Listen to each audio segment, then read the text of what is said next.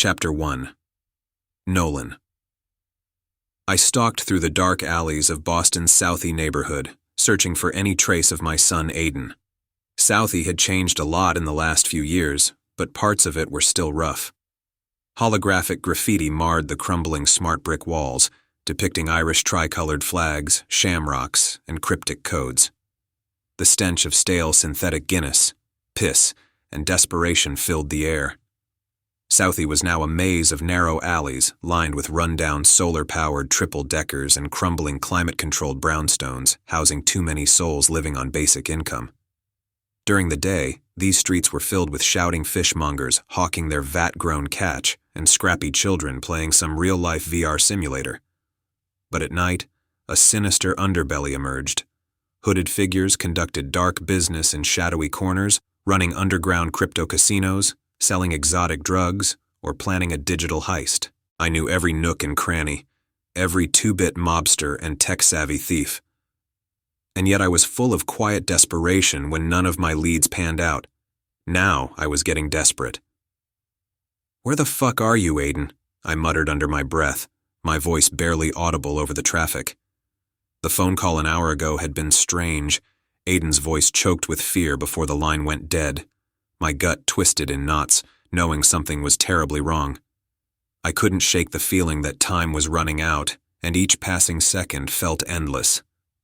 My senses were on high alert, picking up every nuance, the distant sound of sirens, the rustling of rats scurrying in the shadows, and the faint scent of danger. But no sign of Aiden. My phone buzzed in my pocket, and I yanked it out, praying it was him. Instead, Caleb's name flashed on the screen. "Tell me you found him," I demanded, my voice tense, urgent. "Boss?" "I don't know how to say this," he hesitated, the pain in his voice unmistakable. "We found Aiden at the harbor. He's dead."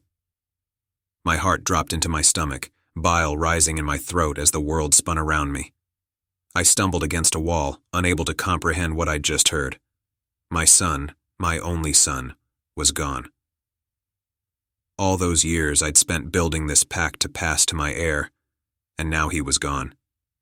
And it was all my fault. "Those fucking bastards," I growled, my voice thick with grief and rage. I could feel my bristling fur piercing through the skin as I gripped my phone to the point of cracking the screen. "They will die, Caleb. Every last one of them." "Boss, we don't know who did this yet," Caleb reminded me gently, always the level-headed one. I didn't mistake his attempts to keep me centered as a betrayal. I knew more than anyone that his loyalty to the Vice Kings and to me was unwavering. "Find out who's responsible, Caleb," I ordered, my voice cracking as the weight of the loss threatened to crush me. "Understood, boss. Whoever did this will die," Caleb promised solemnly before hanging up. The moment I reached my car, the realization of my son's death hit me like a freight train. I slammed my fists against the steering wheel, feeling the cold leather dig into my knuckles. My whole body trembled with anger, every fiber screaming in pain. Aiden never deserved this. He was so much better than me, so full of life and good intentions. I had always told the boy he was too soft and needed to toughen up. Damn it. Why couldn't it have been me instead? After taking a deep breath to steady myself, I started the engine and sped towards the harbor, not caring about the speed limits or the blurred cityscape that rushed past me. As I pulled up to the docks, I saw Panzer, Caleb, and other members of the Vice Kings gathered. They stood out amongst the eerie silence of the harbor. Even Panzer, our resident Joker-like character, had lost his usual menacing grin, replaced by a scowl that only emphasized the twisted figures tattooed across his skin. "Where is he?" I growled, storming out of the car and barely managing to keep my emotions in check. Caleb nodded towards an area cordoned off by police tape, his eyes heavy with sorrow. "Over there, boss." Without another word, I strode towards the scene, my steps fueled by equal parts dread and determination. The salty sea air stung my nostrils, but it couldn't mask the metallic scent of blood that hung heavily in the air. What I wouldn't give to go back in time right about now. The sight of Aiden's lifeless body lying on the cold, unforgiving ground was a punch to the gut that I never could have prepared for. A torrent of emotions, rage, heartache, and an unbearable sense of loss washed over me as I approached his naked body, my legs feeling weak with each step. His clothes were torn up nearby, which meant he shifted on the spot, but it was too late. His body was covered in deep lacerations. His throat had been ripped out, leaving a gasping hole.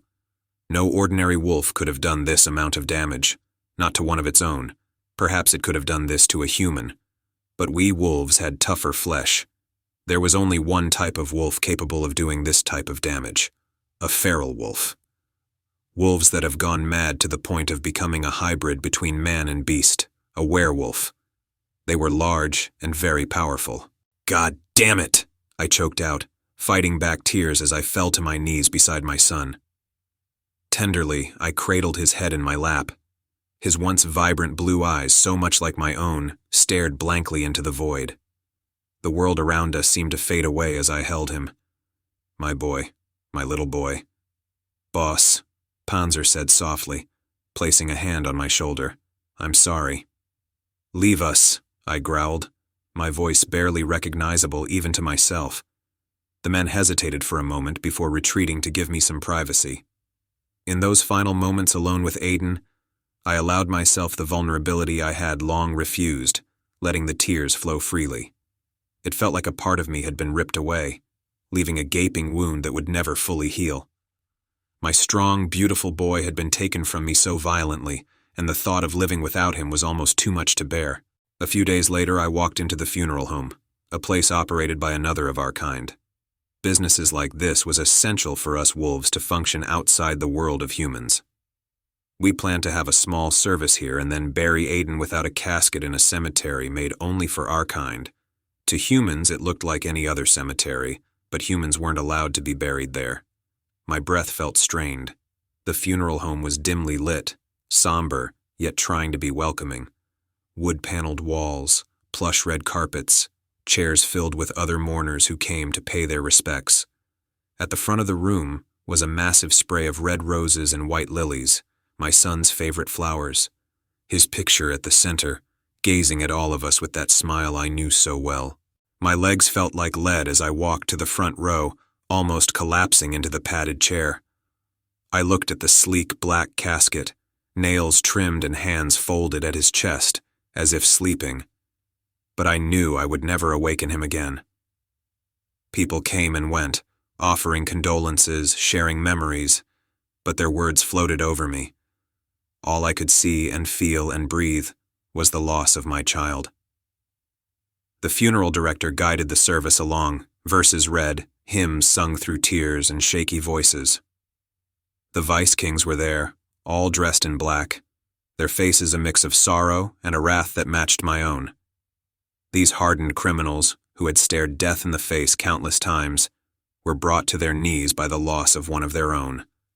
Some of them, particularly Caleb and Panzer, had watched Aiden grow up and have been like uncles to him. Hell, they were his uncles in every sense of the word. I had no bio brothers, but I didn't need any because these men were my brothers.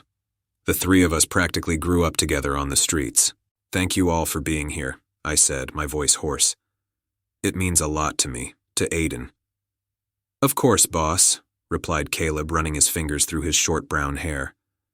"We all loved Aiden. He was our family." "Damn straight," agreed Panzer, clenching his fists tightly at his sides. His black hair was tied up into a bun as if ready to fight someone. I noticed a stranger seated toward the back.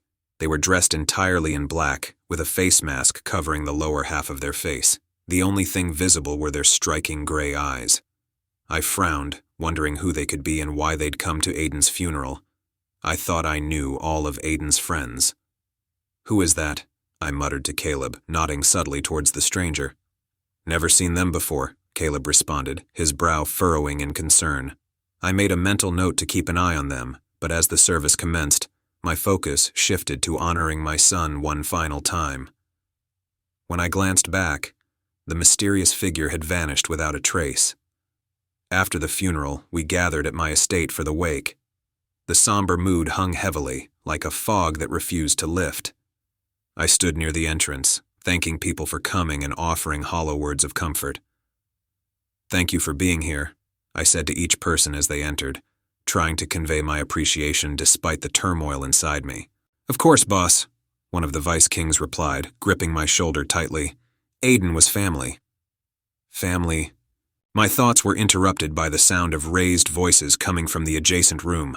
I left the study and found Panzer in a heated argument with several other Vice Kings, his green eyes alight with fury.